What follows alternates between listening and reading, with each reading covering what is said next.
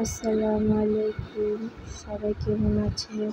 আশা করি সবাই অনেক ভালো আছেন। আমি আল্লাহর রহমতে ভালো আছি। তো প্রতিদিনের মতন আপনাদের কাছে একটা ভিডিও নিয়ে চলে আসলাম। আমার ভিডিও যদি আপনাদের কাছে ভালো লেগে থাকে অবশ্যই আমার চ্যানেলটা সাবস্ক্রাইব করে দিবেন, একটা লাইক দিয়ে আর সুন্দর একটা কমেন্ট করে যাবেন, যেন আমি আপনাদের চ্যানেলে যে ফিরে আসতে পারি। তো যে এখানে আমি যে পেঁপেগুলো নিয়েছি রান্না করার জন্য কেটে নিচ্ছি। পেঁপে দিয়ে 2 রকম আইটেমের রান্না করব। যে প্রথমত যে এখানে পেঁপেগুলো সিদ্ধ করে নিচ্ছি পেঁপে ভর্তা বানানোর জন্য। আপনারা কে কে পেঁপে ভর্তা খেয়েছেন অবশ্যই কমেন্ট করে জানাবেন। পেঁপে ভর্তা খুবই ভালো লাগে, আলু ভর্তার মতন দেখতে, কিন্তু স্বাদ পেঁপের মতনই লাগে। আপনারাও যারা খাননি এখনও তারা ট্রাই করে দেখতে পারেন কীরকম পেঁপে ভর্তা। এই যে আমি এখানে শুকনো মরিচ নিয়েছি, শুকনো মরিচগুলো টেলে নিয়েছি। তারপরে এই যে পেঁয়াজগুলো দিয়ে দিলাম। পেঁয়াজগুলো একটু ভাজা হয়ে গেলে তারপরে যে পেঁপেগুলো দিয়ে নাড়াচাড়া দিয়ে দিব। আমার পেঁপে ভর্তা কেমন হয়েছে অবশ্যই কমেন্ট করে জানাবেন। আপনাদের কাছে ভালো লাগলে অবশ্যই কমেন্ট করে জানাবেন, সুন্দর একটা কমেন্ট করবেন, আমি আপনাদের চ্যানেলে যে ঘুরে আসতে পারি। তো এই যে এখানে পেঁপেগুলো নাড়াচাড়া দিয়ে নিচ্ছি।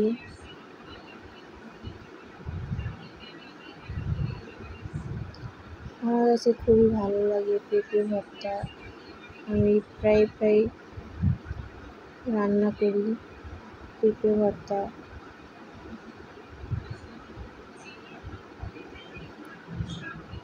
তো আমার ভিডিওর সাথে থাকুন আর ভিডিওটা দেখতে থাকুন।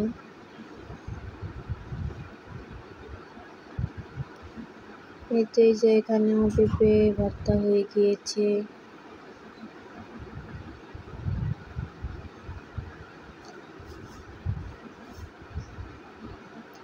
তো এই যে এখানে চিংড়ি মাছ দিয়ে এখানে যে পেঁপে রান্না করব। এখানে যে চিংড়ি মাছ দিয়ে পেঁপে রান্না করার জন্য এখানে যে চিংড়ি মাছ নিয়েছি।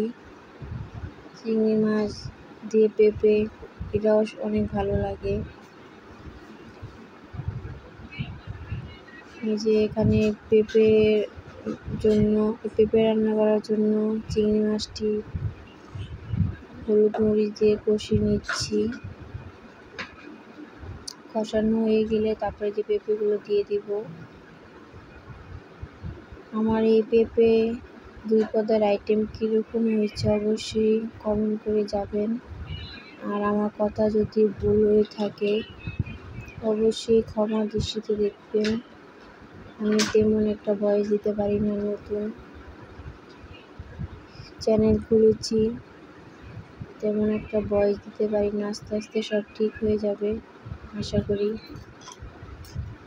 তো আমার ভিডিওটা দেখতে থাকবেন আর আমার পাশে থাকবেন। আপনাদের চ্যানেলেও যে আমি ঘুরে আসতে পারি কমেন্ট করে যাবেন।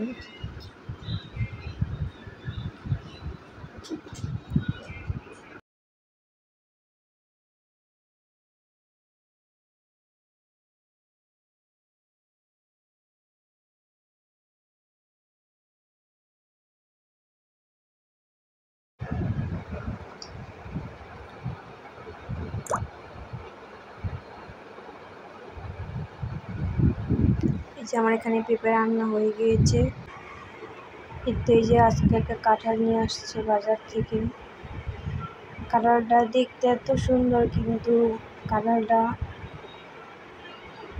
মানে নষ্ট হয়ে গেছে। টক টক লাগলো কাঁঠালটা, দেখতে এত ভালো লাগলো, মুখে দেওয়ার পরে লাগলো টক, নষ্ট। তারপরে খাওয়া হয়নি কাঁঠাল, সব কাঁঠাল ফালাই দিছি।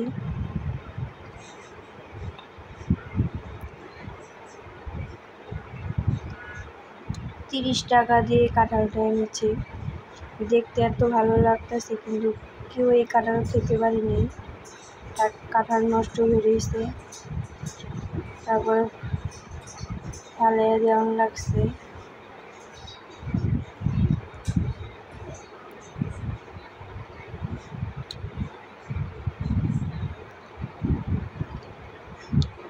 আমার ছেলে অনেক শখ করে কাঁঠাল ভাঙতেছে, আর ছেলেরা বাবা।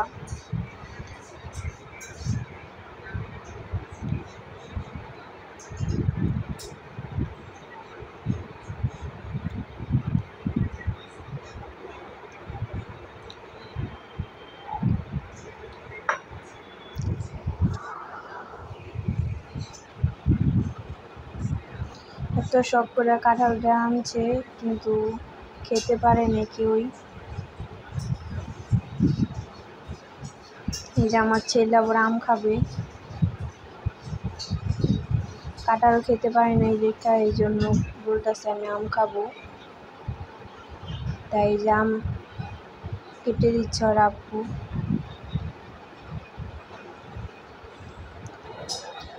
তো এই যে আজকে সকাল দিকটা 10টার দিকে যে আমাদের কেরানীগঞ্জে চুনকুটিয়ার দিকে এখানে আগুন লেগেছে।